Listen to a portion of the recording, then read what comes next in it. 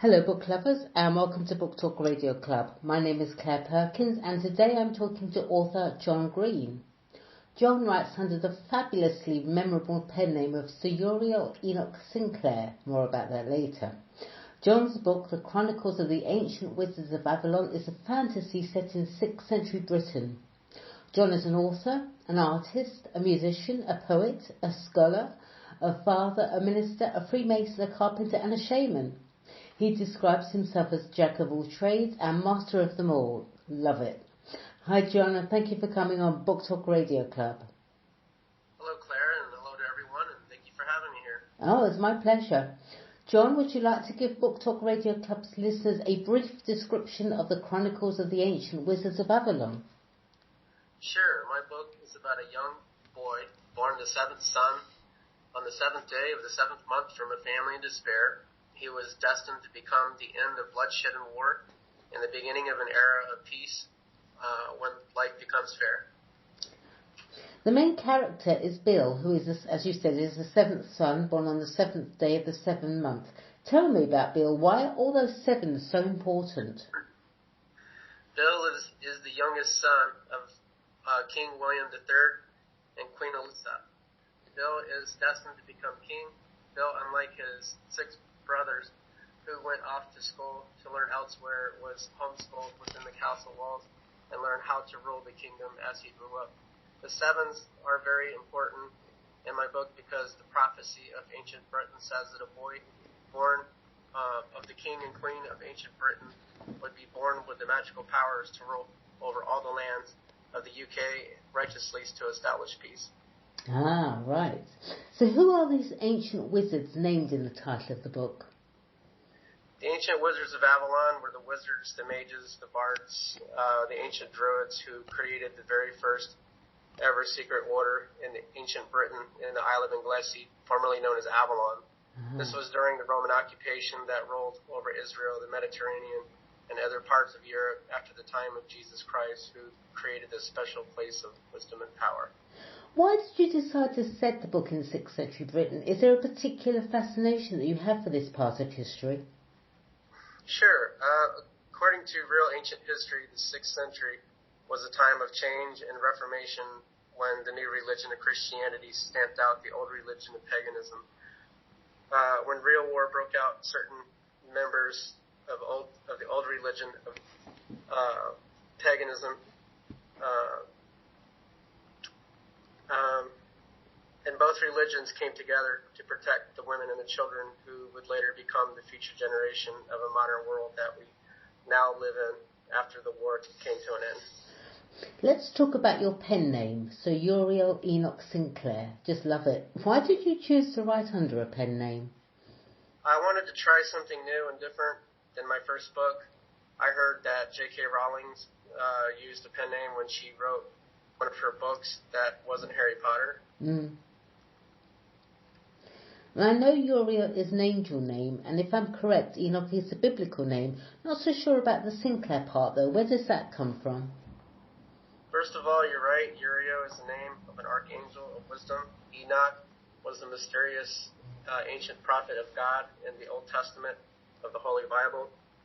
He wrote the ancient book of Enoch that was kept out of the Holy Bible by the Roman Empire, the Catholic Church, because they did not deem his book as legal canon. Sinclair is the ancient names of the ancient Knights Templars, who were the collectors, the keepers of ancient treasure, ancient secret knowledge, and the protectors of Israel before the French king had them tortured and killed for crimes the Templars never committed. This was out of hate and fear and jealousy of the Templars. The French king knew the Templars were getting richer and more powerful. The king was afraid the Templars would take over. You're very interested in all of this, aren't you? I think you're actually born in the wrong time. I feel like I have an old soul. I could imagine you as a white knight on a horse. Yeah, but if I was to tell anybody, the visions and the dreams that I've had that pretty much helped me write this story, nobody would probably believe me anyway. I think maybe you ought to write a book on your dreams then. Yeah, well, when my grandparents taught me all about our family genealogy and our family history, I did some research on my own. I ended up finding out that a lot of my dreams that I had were actually true. Wow. You sent copies of your first book to some illustrious names, didn't you? Who were they? And did you receive an acknowledgement?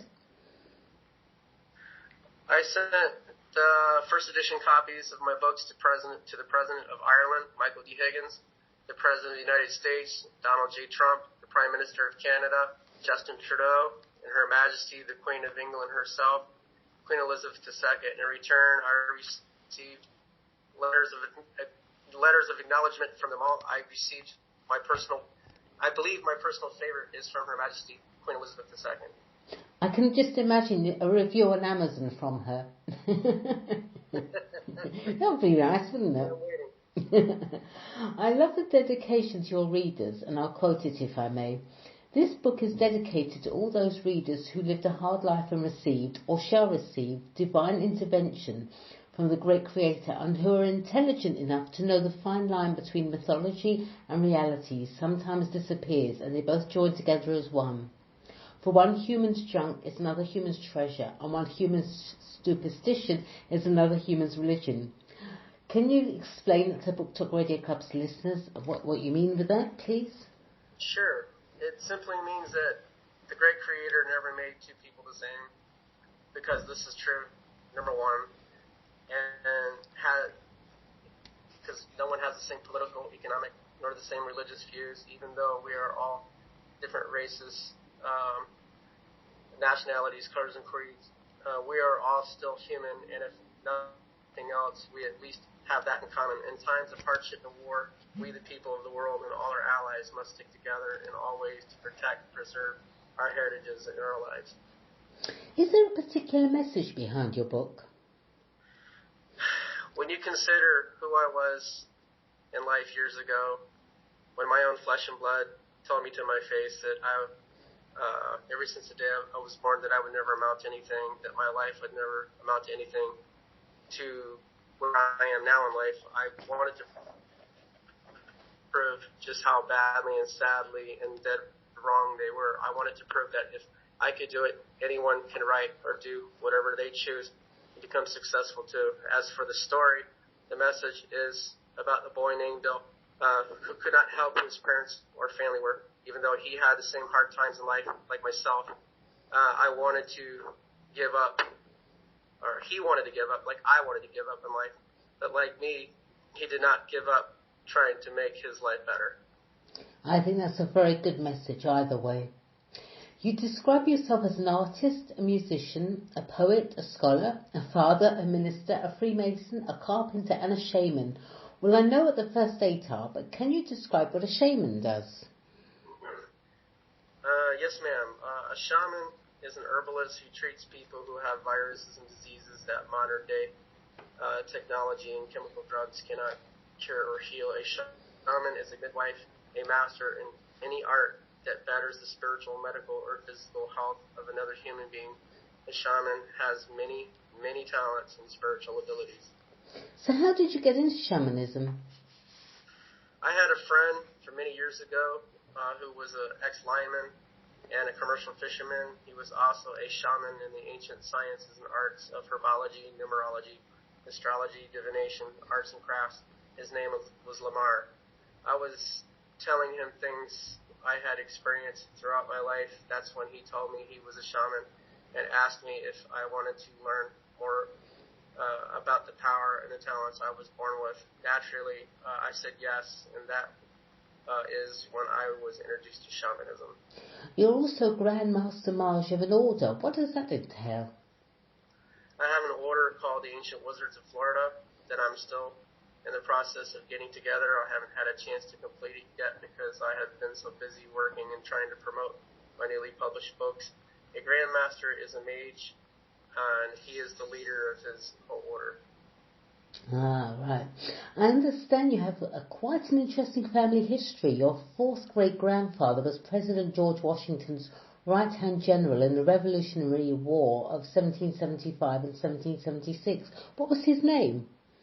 His name was General Nathaniel Greene. Oh, right. And your third great uncle, Patrick Gass, was a colonel in the US Cavalry in 1806 and rode with the Lewis and Clark expedition who helped discover Canada and all the Northern Territories before the French took it all over. Also, your family was the very first pioneer family to have ever settled in Florida, when the Spanish still owned Fort Lauderdale and when slavery and segregation still ruled the land under the Confederacy before the Civil War.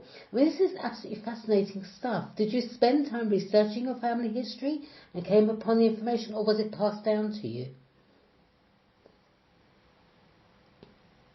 Hello? Hello? Oh dear, we seem to have lost John. Hello, John, are you there? Hello? Hello? Oh dear, we seem to have lost part of this interview. We've lost the interviewee, John Greene. We may have to redo this interview again. It's such a shame because this is so very interesting. Well, we'll have to stop it there and we'll have to do this interview again. So thank you for listening, everyone. Hello, can you hear me? Oh, you're there. Hello? What happened? Hello? I can hear you. I'm sorry. I'm sorry about that. I think we're having technical difficulties. Okay, that's no problem. So I was saying, did you research your family history and come upon the information, or was it passed down to you? It was a combination of my great-grandparents, Earl and Pearl Gass, who was born 1905 and 1907, 5 to 7 years after the turn of the century, and my grandparents, Bob and Erlene Gravatt, who was born in 1930, who all took turns raising me. They taught me my family's history and genealogy at the same time. I spent the last 45 years of my own life doing the research as well. Absolutely fascinating. Let's go back to your book, The Chronicles of the Ancient Wizards of Babylon. Who would you say would enjoy your book most? Who is your target reading audience? I would hope anybody who reads it, if I had to choose an audience that would most enjoy it, I would choose the teenagers and the young adults. My target audience would be everyone of all races, nationality, colors, creeds, or anyone of any religious preference who would be interested in reading the book. Is this the first in a series of books or a one-off? I haven't decided yet. There very well could be a series. I am currently working on another manuscript as we speak. I have 7 manuscripts written already. Right. Lastly, John, where can Book Talk Radio Club's listeners purchase the Chronicles of the Ancient Wizards of Babylon? The Chronicles of the Ancient Wizards of Babylon can be purchased on Kobo.com, AppleITunes.com, Amazon.com, Kindle.com, BarnesNoble.com, BooksAMillion.com, as well as other sites. Okay, well, thank you, John. That's great. Please come back on Book Talk Radio Club when you publish your next book. I'd love to chat with you and hear more. In the meantime, good luck for the future. And thank you, everyone, for listening to Book Talk Radio Club. Thanks very much, John. Thank you very much, ma'am, for your time. And I want to thank everybody all around the UK as well. And long live the Queen. All right, then.